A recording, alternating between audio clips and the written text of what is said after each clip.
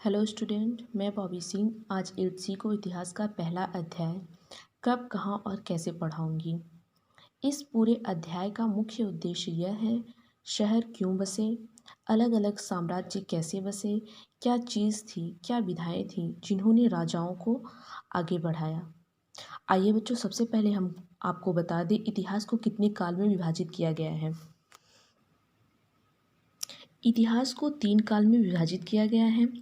पहला प्राचीन काल, दूसरा मध्ययुगीन काल और तीसरा आधुनिक काल। कक्षा 6 और 7 में हम पहले से ही भारत के प्राचीन और मध्ययुगीन काल के विषय में पढ़ चुके हैं। औरंगजेब की मृत्यु को भारत में आधुनिक काल का आरंभ माना जाता है। आधुनिक काल यूरोप में आधुनिक काल यूरोपीय पुनर्जागरण के साथ शुरू हुई, जिसमें खोज की भावना पर बल दिया गया। 1453 ईस्वी में तुर्कों ने ओवरलैंड व्यापार मार्गों पर कब्जा कर यूरोप को पूर्व से जोड़ दिया। इसने यूरोपियों को पूर्वी समुद्र हेतु वैकल्पिक मार्गों को देखने पर मजबूर किया। आंदोलन से प्रारंभ हुआ साहसी कार्य के लिए उत्साह, जिसे पुनर्जागरण कहा जाता है। इन्होंने लंबी समुद्र यात्राओं को भी प्रोत्साहित किया। मैगेलन, वास्को डी गामा और क्रिस्टोफर कोलंबस जैसे स्पेनी और पुर्तगाली यात्रियों ने दुनिया भर में नए समुद्र मार्गों को खोजने में अपनी छाप छोड़ी।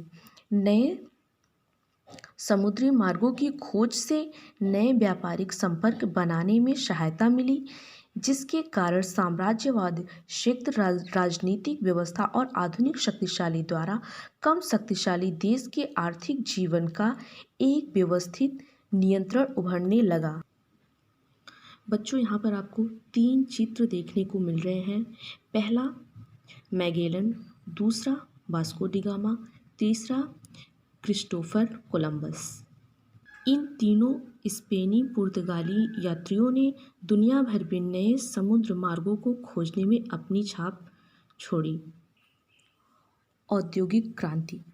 औद्योगिक क्रांति शब्द का विकास घटनाओं के वर्णन करने के लिए किया जाता है, क्योंकि परिवर्तन तेजी से हुआ और इसका विश्व के इतिहास पर दूरगामी प्रभाव हुआ। औद्योगिक क्रांति का नाम उस आंदोलन को दिया गया है जिसमें मशीनों और उनके निर्माण के तरीकों ने लोगों की जीवन शैली को बदल दिया था। ब्रिटेन से औद्योगिक क्रांति धीरे धीरे पूरे यूरोप और अमेरिका में फैल गई। परिवर्तनों ने क्रांति को जन्म दिया। हाथ औजारों के काम करने वाली मशीनों का आविष्कार, मनुष्यों और जंतुओं की मांसपेशी शक्ति के स्थान पर भाप और अन्य प्रकार की शक्ति का उपयोग कारक प्रणाली को अपनाया गया।